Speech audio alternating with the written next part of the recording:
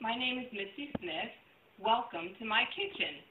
Today we're going to be making a very classic dish that most of you are probably very familiar with. It's called Not Your Mama's Tuna Noodle Casserole. It uses all the wonderful ingredients that your mom probably used to make her tuna noodle casserole, with a couple of things added in to give it a twist and a little update. The first thing that we're going to do is make a bechamel sauce. And I've gone ahead and got that ready for us. It's not that it's that time consuming, and it really isn't as complicated as it sounds. But what I did was melt 3 tablespoons of butter plus 3 tablespoons of flour. Once the butter got melted, we added in the flour. And I kind of cooked that down until the color was maybe a light brown. It's what you might call a blonde roux. And then I added in 2 cups of milk and 1 cup of half and half. We whisked that in really well, and we continued to whisk until the whole mixture came to a boil. The other thing that I did, I added in 3 spring onions.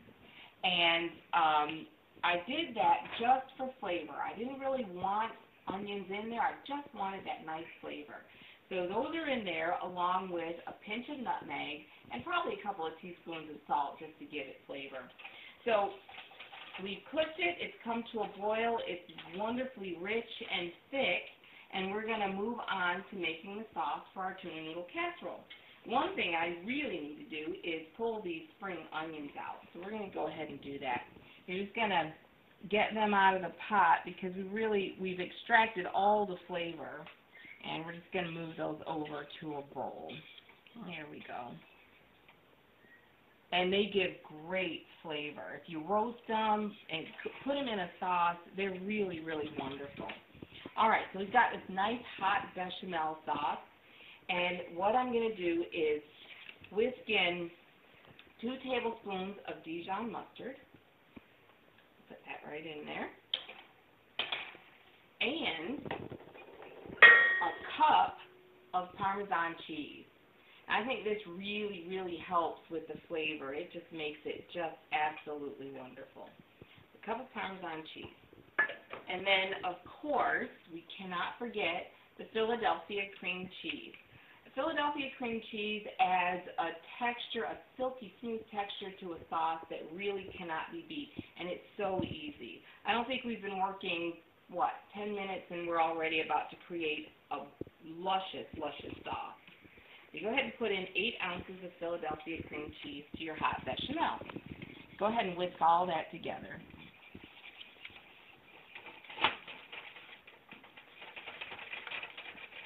It already smells so good.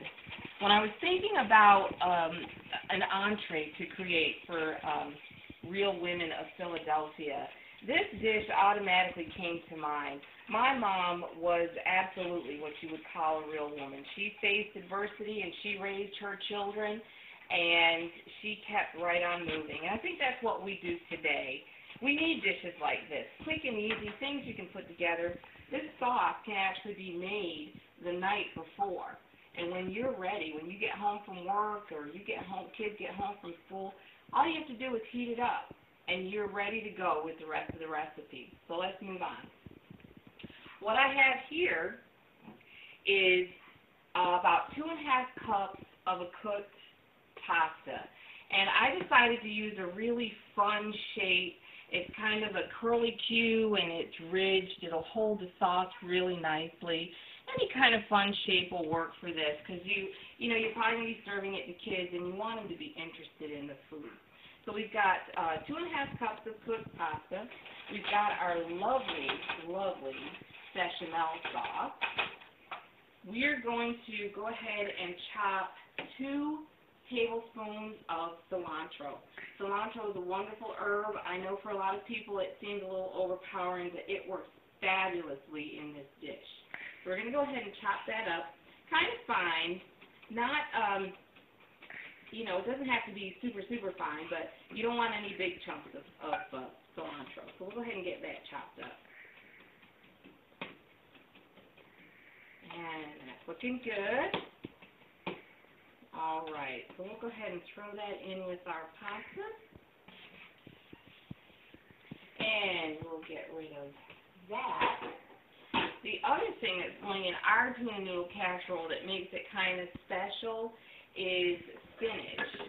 Now, I know this seems really odd to put in fresh spinach, but I've got about, I would say, 2.5 cups of fresh spinach. And you want to just go ahead and layer that into your pasta. And I love using ingredients just as they come, not a lot of fuss. I just took it out of the bag, rinsed it off, and tore it up a little bit, and it's ready to go. All right, the next thing we're going to do is put in our bechamel sauce. You want that hot sauce to go right over your spinach because it's going to cook it a little bit. So you can get it to cook down just a hair, and that's really important. Look at that. Oh, and it smells wonderful.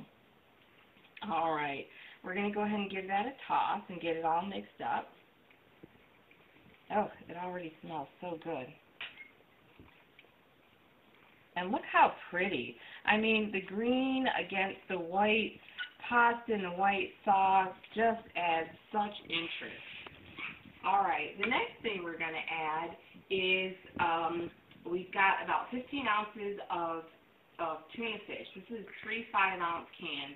You can use white albacore if you like, but honestly, with budget constraints and that kind of thing, the chunk light tuna in water is just perfectly fine. Just make sure you drain it really, really well. You want it nice and dry when you add it to your pasta.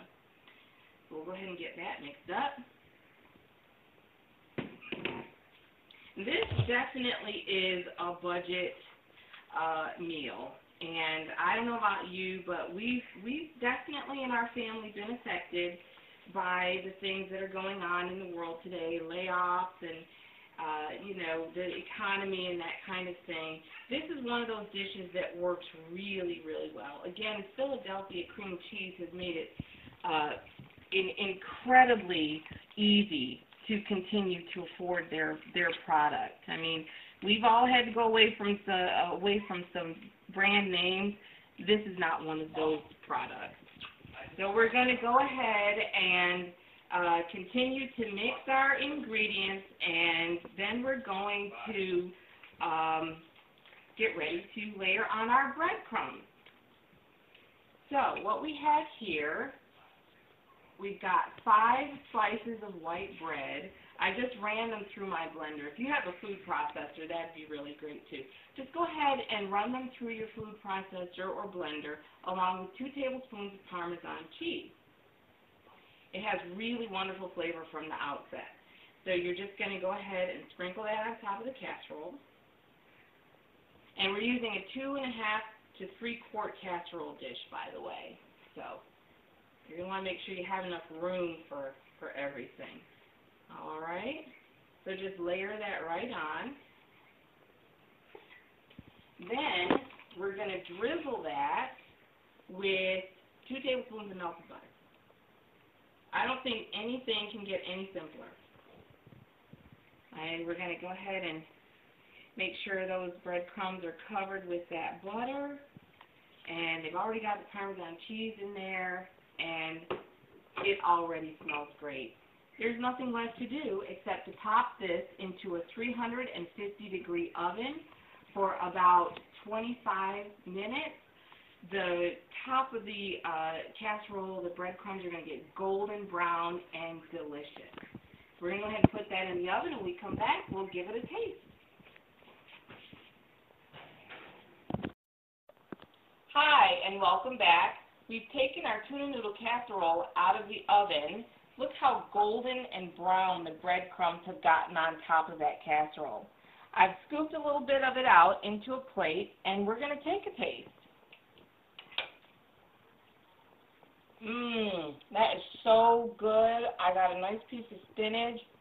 I can taste the Dijon mustard, the cilantro, all of it is really, really good.